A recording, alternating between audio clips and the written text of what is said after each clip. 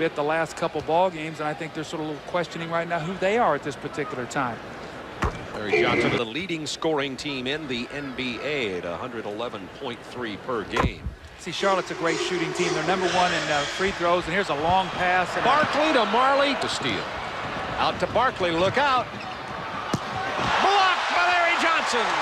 That brought him to their feet at the Horn at the Hive here in Charlotte. Johnson answers quickly. Morning. Playing him.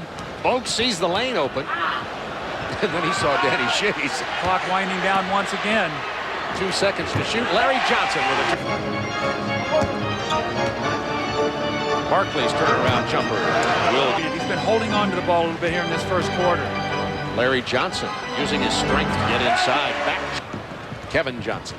I would not give either team an A for shot selection, except that. Go. Here comes Bogues. Larry Johnson gets the pass. Tip in doesn't go. Morning. Battles it back in the board. See, he right now he's feeling it. You know, Terrell misses this one. He's 2 for 4. That was a confident shot, though. Right out. And Del Curry misses the 3, but that's a good inside-out move. Chance for the Suns to take the lead here after really stuttering off the block. Barkley, count it, 3-pointer for Charles. Charles tries to get a 3-pointer in the first quarter of every game. And he does, and he comes down and he says, okay, look, I'm going to take this shot, and when I shoot this, there's going to be 34 seconds on the game clock. 9 of 12 to increase that to 52%. Barkley left open. The problem, Larry Johnson missing it, 3-on-1. Barkley throws it down. Watch the power of Charles Barkley. Listen to it and watch the shot clock vibrate. I thought it was going to come down.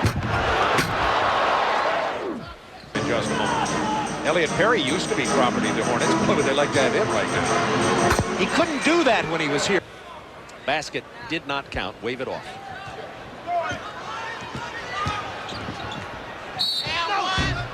Charles Barkley. One of the problems the Hornets have is when Alonzo Mourning sits down, they have no shot blocker. Larry Johnson, not a shot blocker. He's blocked 24 on the year right now. And if you look at the block shots, Alonzo Mourning is blocked. Oh, another one, 2 in a row from Perry. Look at that unselfish play. Nobody, Muggsy Bogues is not going to shoot the basketball. He's trying to give it up. And Elliot Perry is reading that very well. Down in the Sunshine State, 8 o'clock, North Carolina. Very knowledgeable fans here. That's shot at 35. Barkley looks at the clock. He pulls up for 3. Count it, Charles. Like you'd like to if you're the Charlotte Hornets. And if you're Charles Barkley, this gives your team a gigantic run. 9 points in the last minute, 3 threes, 16-point lead. Turnovers by Charlotte. I mean, they turned the ball over 11 times. They're one of the league leaders in not turning it over. And here's Charles Barkley with a follow-up and a slam. Elliot Perry didn't want to go away from him. And then Charles drives a stake right into the chest right before half. But you don't want to take your time and do it defensively. Look at Charles back away. Barkley now, the jump shot will be there if Charles wants it. And he does. With the speed and quickness to play either Perry has 3 threes. Morning. Charles takes it again. You know, right now they put Alonzo Mourning over on Charles Barkley, and Charles knows that he's going to have this jump shot all night, and it's frustrated Alonzo because he knows that if he rushes up on Barkley, he's going to drive past him, and if he stays back, he's trying to get Curry. They're going to run KJ off a lot of screens because he's normally not a guy who plays people off the ball. Larry Johnson fumbling the ball, but taking it hard. 10 boards. Well, that could be our Bud Pop at the top there, right? Chance to build the lead back to 10. And he finish here in the last 6 minutes and 50 seconds. You see there with the thigh bruise, AC Green is back on the floor. How about inside, Mourning, don't stand. Coach of the year in my book. Small as you can get with a Phoenix lineup. Well, what you're going to see right now is you're going to use in the first quarter, Charles Barkley, who has 24 on the night, knocking down the 3. 5 to shoot. Ainge had to throw up the prayer. Barkley! Oh, my. A 3-point shooter himself, looking for Larry Johnson. 10 to shoot. Johnson's going to take Marley inside.